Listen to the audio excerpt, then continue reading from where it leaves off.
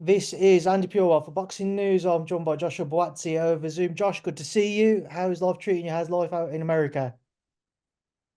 Can't complain, bro. All good, man. Yeah, all good. We're deep in camp. Heavy week of sparring last week, and from here onwards, so we're good, man. Can't complain. I'm glad to hear it. And obviously, let's just get straight into it. A big fight, one fight closer potentially to a much desired world title tilt. How are you feeling now? You're 6 weeks, 6 or so weeks away. How does it feel? Yeah, no, it feels good. Camp's going good according to plan. A lot of work has been done. Still a lot to do, but we'll be ready at the right time. Um, but you're right. A step closer, man. No times to make mistakes, so I'm doing the best I can do. Josh Willy, like yourself, was a decorated amateur, but he somewhat in the pros fell by the wayside a little bit after that defeat to Lennox Clark. And I don't think many people would have expected you to cross paths in the pros. Are you surprised at all that you're at this kind of junction, if you will, in your careers and you are crossing paths? Not surprised because it's boxing. Anything can happen in boxing, but it wasn't someone that I was looking at, But now that we're boxing, I'm definitely looking. But yeah, I wouldn't say I'm surprised. It's boxing. People come out of nowhere in boxing, so yeah, I wouldn't say I was surprised. He produced a dominant performance against Craig Richards. What did you make of that performance? What did you take away from it? It was a good win. It was a good win again. A win that I was like, you know what, he beat him convincingly. So yeah, it was a good win, brother. I'm not here to break down a fight of another dude, but yeah, it was a good win for him. Good win. Stylistically, and having obviously seen that, knowing Willie's kind of on a riding the crest of a wave, if you will, is high on confidence. How do you envisage the pair of you kind of coming together come Wembley on September 21st? I think there's 12 rounds, and again, we have 12 rounds or less to deal with someone. So how he's gonna fight and that's not my concern. I'm not there to tell him what to do or whatever it is. It's more so how I'm gonna approach it and how I'm gonna handle myself. So um yeah, September we can find out, man. How are you going to approach it then? How are you going to handle yourself when you're in the ring, Josh? To be whatever I need to be to win. It's almost the same answers I got for you guys, man. Because the We've thing got to is try this, and pry it out of you, Josh. We've got to try and get it out of you somehow. yeah, no, it's true. It's true. I think there's fights where I've boxed and then there's fights where I've had a scrap. So it's about which one's gonna show up. Not which one's gonna show up, but well, which one's gonna show up to get the job done. Whether I have to box, fight, do both, either or. Wherever I have to be to win, that's what I'll be. And that's how I see it, man. I know it's win at all costs, Josh, but is there a type of fight you prefer? Do you prefer those fights where you have to kind of go to the well a little bit, come through those rough moments, or do you prefer it where it's kind of a clean, not necessarily an easy fight, but you make it a more comfortable fight than what it might have been for others? I think you wanna fight without taking too much punishment. As little as you can, really and truly. That's how I would rather see it. Um, but you want to win. You want to make sure when it's all said and done, you come out on top, and you want to do that by, like I said, taking less punishment. And that's why I be in the gym to just improve and to make sure I'm not taking punishment at all. Um, Again, if it's raining outside, could you go and not get wet unless you have an umbrella? It'd be very difficult, but could try to run to the next building quickly. But yeah, I think for me it's to um yeah, you want to be in fights where you're taking less punishments, but again, win and entertain. So it's all a balance. I have to ask Josh, is it ever something that you thought about personally? A lot of people talk about kind of the long-term effects of fighters who might have one too many fights where they are a bit more rough and tumble and they have to really kind of go to war almost when we're in the ring. And later in life, they may be slurring their speech. They might not kind of have all their faculties intact, if you will. Is that something which ever you think about during your career? Because obviously it's a dangerous sport. Yeah, I mean, we see it with some fighters now where in my opinion, I'm like, yeah, this guy needs to call it a day. And right now, sitting down, I can think about it a little bit, but not too much. I'm in camp, and when I'm fighting, that's the last thing that's on my mind, you know. So I mean, sitting down and having a conversation now, we can do it. But yeah, it's something that I think about because I'm like, yo, boxing's only for X amount of time of my life. There's a whole span of life left, hopefully, and you don't want to again shorten your years because of boxing. You know, as dangerous as it is, try to make the most out of it. Get out on time with um your mind and your brains together, and then carry on with life. Josh, with September 21st, I remember doing an interview and I got told that there was a proposal put towards Callum Smith, who could have been the man in the opposite corner to yourself, but obviously he's just got married this summer. He's enjoying his downtime, enjoying being a married man, so didn't feel like he'd be able to be ready in time. Any disappointment at all that maybe it isn't a Callum, or obviously that one name in Mr. Anthony Yarde? No, I'm not disappointed. You got married. I can't let whether someone can or can't do something this like affect me. I think he's married, got married recently. Congratulations to him and the missus and the family. Um, but it was like, okay, cool. That's not who it is. Who else could it be? And it wasn't your favorite light heavy Anthony Yarde. So yeah, that one again is a fight that I was looking forward to.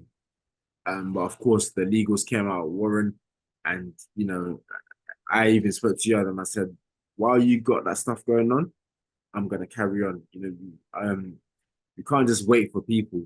I wouldn't expect people to wait for me. So in that same sense, I was like, you know what, whilst you're sorting that out, I'll do what I've got to do.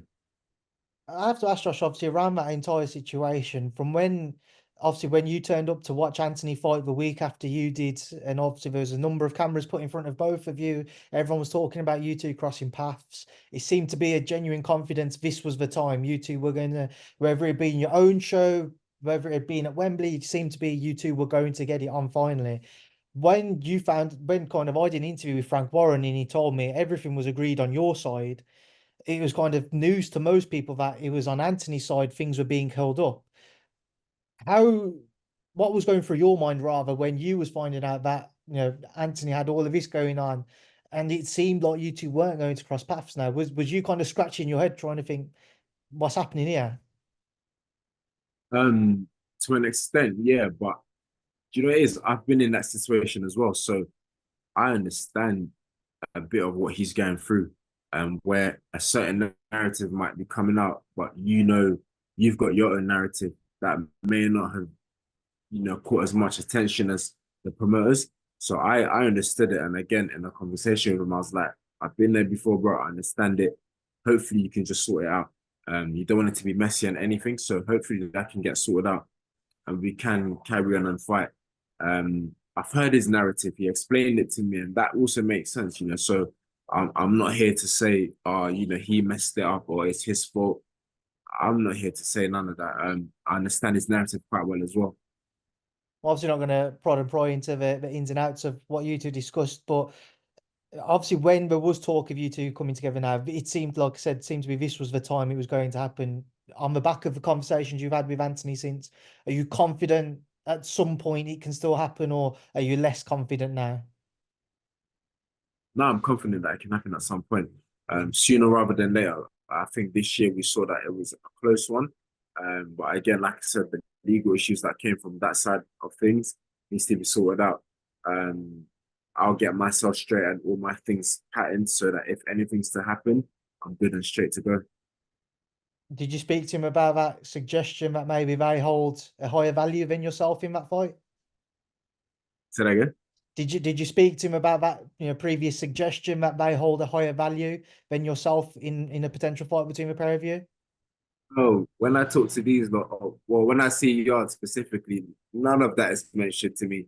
That's the thing. These things are all said online, but when we as men are having a conversation, it's not said to me. So that's why sometimes I'm like, people be saying all these things online, and then when you talk to them, it's not mentioned. Like it's not mentioned at all. So again, I can sit here and smile about it and laugh about it because it wasn't said to me. Like, I'd be on the phone, like, no one said I'm the A side or whatever. Like, nah, none of that was mentioned, bro. But obviously, again, I know you don't want to take it, too far into the future, but if you come through, we've got Beterbiev Bivol around the corner. You don't know what will happen then with the titles, whether you go into a fight with maybe one of them, or if they all become vacant and the winner moves on to new pastures new. But have you thought about how the light heavyweight scene could unfold beyond September 21st?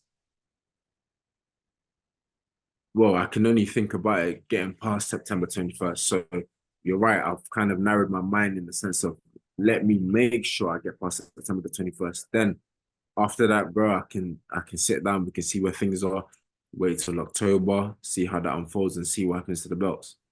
Will you be turning up on October 12th to watch Beterbiev Bivol? Hopefully, bro. Absolutely, yeah, yeah, for sure. What's your thoughts on that fight now it's around the corner as well? Yeah, we have someone with 100% knockout ratio and someone that's a great technician. So who's gonna execute their game plan? Very hard to call because again, I keep saying all the time, these fights, when anyone fights Andy, bro, I just end up calling who I'm more familiar with. I don't go on who's got the better IQ, who's got power. I would just say, I think John's gonna win because I like John. I spoke to John the other day. That's how I make decisions, and that's not how boxing works. But so when it comes to stuff like this, I don't really make a call, bro. Okay, to look at a different angle then, Josh. You obviously saw Anthony in London fight Artur Beterbiev, and then you saw Yep. Dimitri Bivol fight Zerdo Ramirez out in Abu Dhabi. Two different types of performances, both ending with victories for their men. But who impressed you most? Um, and that's the thing. They did in different ways. Bivol turned it up. Beterbiev also turned it up. Beterbiev kept his 100% knockout ratio. Bivol, who didn't stop a few people recently, got a stoppage. So they impressed in different ways, but really and truly, yeah. It is a hard one, bro. Like I say, man, they're both impressive. They're both champions for a reason. So just like everyone else, we're gonna sit and watch back and see who wins. When you look at kind of the divisions throughout the sport, Josh, a lot of people would probably say Beterbiev and Bivol are certainly contenders for top 10 pound for pound, complete phenomenons in the ring. Could it get much harder for somebody to try and win a world title against one of those? Bro, I think it's gonna be a big ask against any of them. That's the reality of it. Let's not try and pretend that as much as they're champions in the weight categories, they're not legitimate champions. These are good men, two good champions. So to be very honest, it'll be it'll be a hard task for anyone. It's a doable job, but it'll be a very hard ask for anyone for sure. Just before we wrap this up, just a few thoughts I do want to quickly ask you about. Anthony Joshua obviously headlines that card at Wembley. What's your thoughts on his bout with Daniel Dubois? Again, I'll just pick who I'm more familiar with, and that's not how boxing works, bro. So yeah. Be asking me, bro. I'm not the guy for this because I'll just say, you know what? I spoke to Dandy Boy yesterday. He's gonna win. Actually, AJ ranked this afternoon. He's gonna win. Do you know what I mean? But look, I think it's a good fight. I think Josh has been there so many times, and this will be a new stage for Dubois. But Dubois has been coming up nicely. His experience going to be superior to youth. We can only find out. Final one, Josh. I don't suppose you managed to catch the Riyadh season card this past weekend in LA? Yeah, and I watched it. Yeah, for sure. What did you make of Terence's performance with Israel Madrimov? He won the fight, but it was, in my opinion, bro, I thought it was quite a close fight. But he won the fight. You were there live, so maybe you might say, nah, he won it by a mile away. But just watching on the TV, he won it, but it was a close fight. Yeah. No, I completely agree, Josh. I had it 5-5 after 10, and then I gave Crawford the 11th, and then I missed the 12th because I had to go get my camera. So depending on how that 12 I played, think it's the last round, man. Come on. listen, I had a job to do. I get paid to work, not sit For there. real. But Yeah, yeah, for real. it depending on how that 12th round played out, it was either 7-5 to Crawford or a draw in my eyes. Wow. Wow. Close fight. Yeah. No, it was a close fight, man. And while we speak about that card, let's not miss out Cody. For me, Yeah. fight of the night, everything stole the show, and very happy for him, bro. Very happy for him. Well, Josh, listen, I'm sure you've got plenty of better things to do than sit here and talk to me for the rest of your day. So I look forward to catching up with you soon. Enjoy the rest of camp, and I'll see you in fight week. Thank you, bro. Appreciate that. Thank you. Nice one, and thank you, bro.